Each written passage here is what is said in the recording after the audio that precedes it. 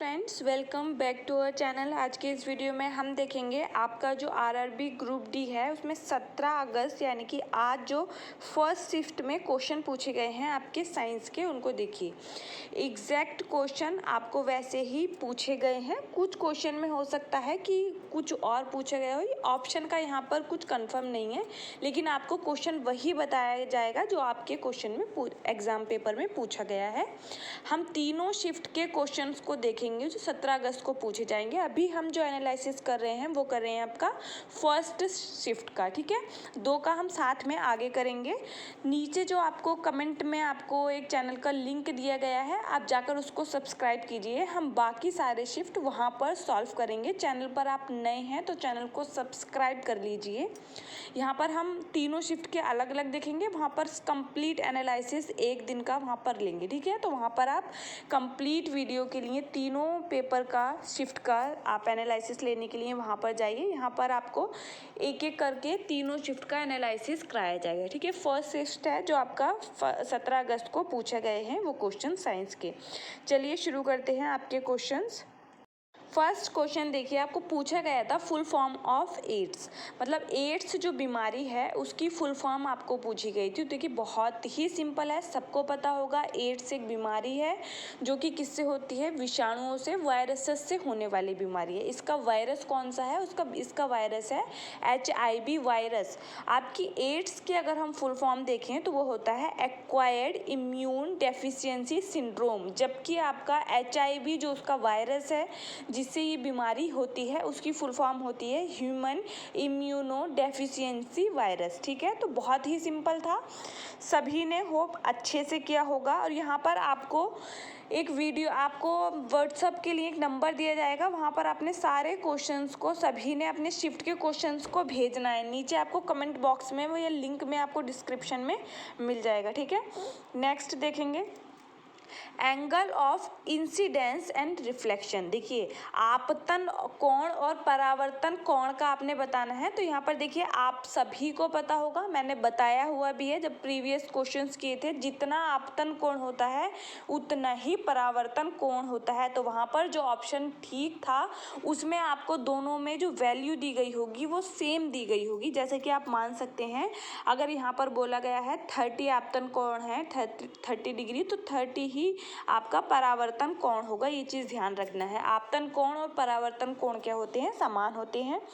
Next आगे बढ़ते हैं, फोटोसिंथेसिस रिएक्शन बैलेंसिंग। आपको प्रकाश संश्लेषण की क्रिया को संतुलित करने के लिए दिया गया था। तो देखिए यहाँ पर समझिए, जो आपके प्रकाश संश्लेषण की प्रक्रिया है उसमें क्या होता है, आपका जो पौधे होते हैं वो प्रकाश संश्लेषण की क्रिया करते हैं प्रकाश की उपस्थिति में।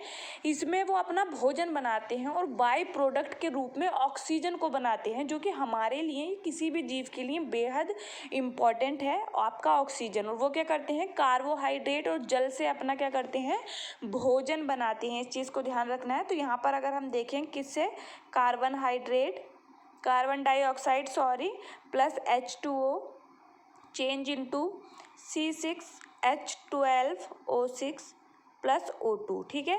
तो O2 है ये यहाँ पर, तो बैलेंस करना है। यहाँ पर 6, यहाँ पर आप देखेंगे CO2 के मॉलिक्यूल होते हैं, 6 वाटर के, तब जाकर आपका क्या बनता है, आपका यहाँ पर बनेगा आपका कार्बोहाइड्रेट बनेगा ग्लूकोज, और आपका 6 क्या होता है, ऑक्सीजन होता है, ठीक है। पर समझ आया होगा, कार्बन डाइऑक्साइड के 6 मॉलिक्यूल होंगे आपके, फिर उनको एटम के फॉर्म में आप बैलेंस कर सकते हैं। सभी में आपने 6 ऐड करना है, वो एक बैलेंस अभिक्रिया है। फिर देखिए आगे next question, which compound is used in black and white photography. Black and white photography में किस यौगिक का उपयोग किया जाता है। तो ध्यान रखना है किसका किया जाता है, सिल्वर क्लोराइड।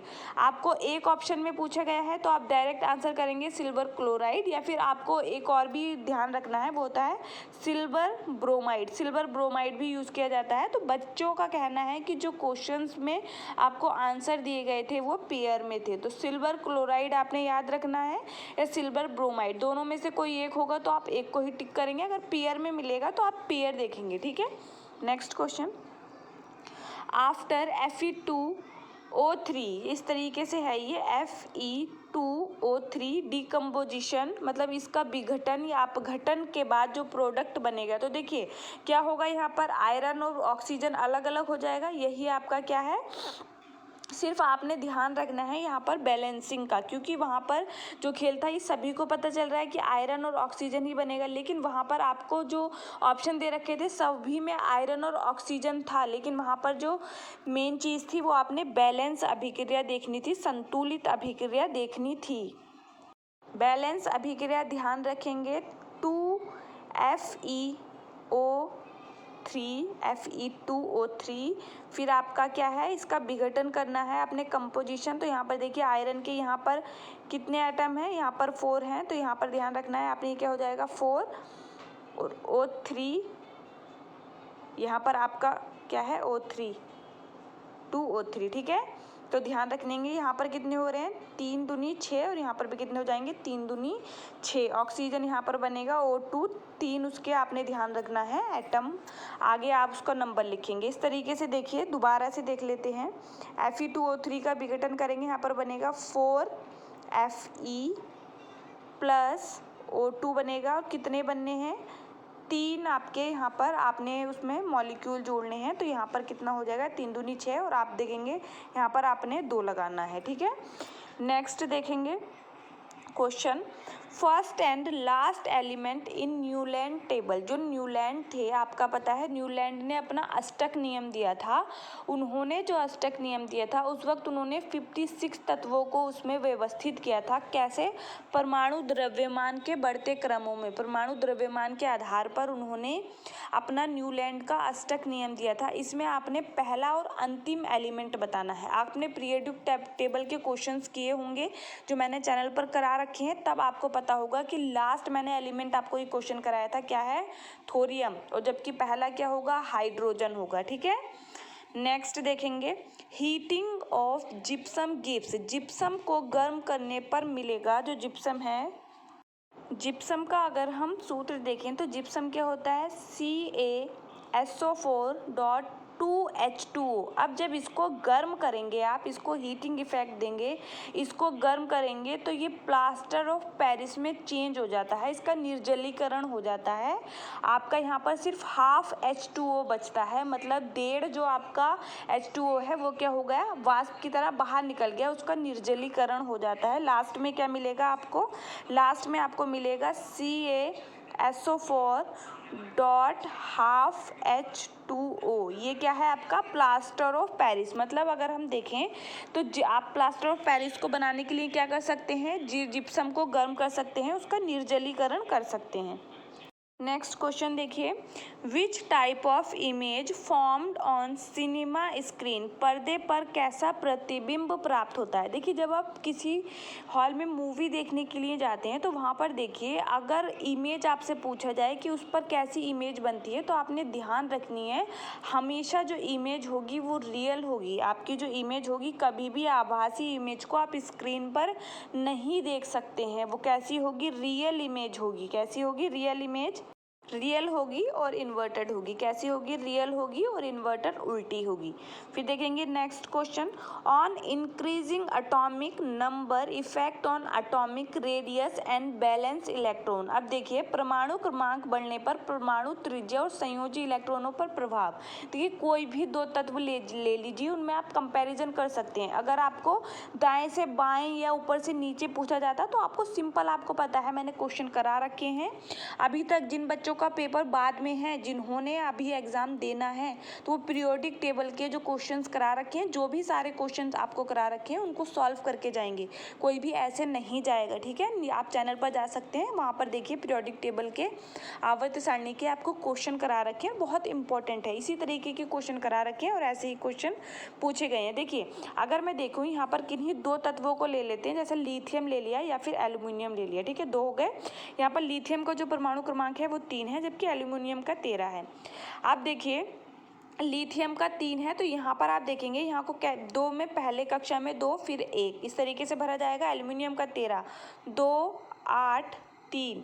तो देखिए अगर एटॉमिक त्रिज्या देखेंगे, एटॉमिक रेडियस देखेंगे, परमाणु त्रिज्या वो भी बढ़ेगी आपका, क्योंकि यहाँ क्या है परमाणु क्रमांक कम है तो क्या है रेडियस भी आपकी कम होगी, क्योंकि क्या है जो इलेक्ट्रॉन है उनको बहुत अच्छे से नाभिक की तरफ आकर्षण हो रहा है। यहाँ पर जो अगर नंबर बढ़ा है एटॉमिक नंबर तो आपकी त्रिज्या भी ज़्यादा हो जाएगी। तो संयोजी इलेक्ट्रॉन भी आप देख सकते हैं, यहाँ पर 1 है और यहाँ पर 3 है, तो इसी तरीके से आप कंपैरिजन कर सकते हैं।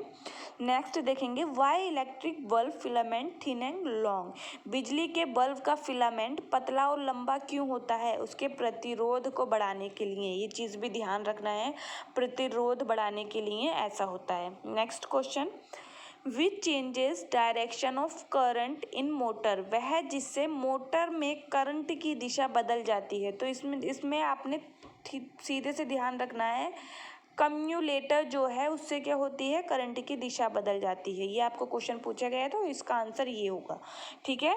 नेक्स्ट क्वेश्चन देखते हैं, which of the following prevent collapsing of trachea. निम्नलिखित में से कौन सा श्वास नली को ठहरने से रोकता है? देखिए समझिए, यहाँ पर ऑप्शन मैंने आपको नहीं दिए हैं क्योंकि एग्जैक्ट हम वही ऑप्शन नहीं बता सकते, लेकिन उसका करेक्ट आंसर क्या होगा आप इससे सीधे अपने आंसर पर पहुँच सकते हैं। कोलैप्सिंग ऑफ ट्रैकिया, ये है आपका ट्रैकिया, आपको पता है, फिर यहाँ पर आपके लंग्स आ जाते हैं। तो ट्रैकिया जो है यहाँ से आपका जो है एयर अंदर बाहर आ जा रही है, कहीं ऐसा ना हो कि एयर ज़्यादा प्रेशर से अंदर आए या बाहर जाए तो उससे क्या हो ये कोलैप्स हो जाए, चिपक जाए।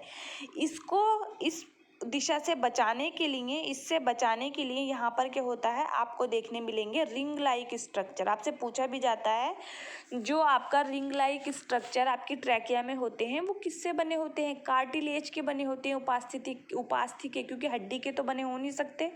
कार्टिलेज क्या होता है सॉफ्ट होता है, हड्डी से आपकी बोन जो होती है वो क्या होती है हार्ड होती है, जबकि कार्टिलेज क्या है सॉफ्ट होता है, उपास्थि सॉफ्ट होता है। तो यहाँ पर ही रिंग लाइक स्ट्रक्चर पाए जाते हैं नेचुरली, कि ये क्या है आपकी कुदरत ने ही इसको आपके शरीर में इस तरीके से, बॉडी को ही पूरी इस तरीके से आपकी बनाया है कि आपको हर चीज़ को यहीं पर सॉल्यूशन मिल जाएगा हर बीमारी का। बहुत बाद में जब चीज़ें हाथ से निकल जाती हैं तब आपको डॉक्टर के पास जाने की ज़रूरत पड़ जाती है, वरना आपका जो बॉडी का मैकेनिज्म है वो ऐसा ही बनाया है कुदरत ने।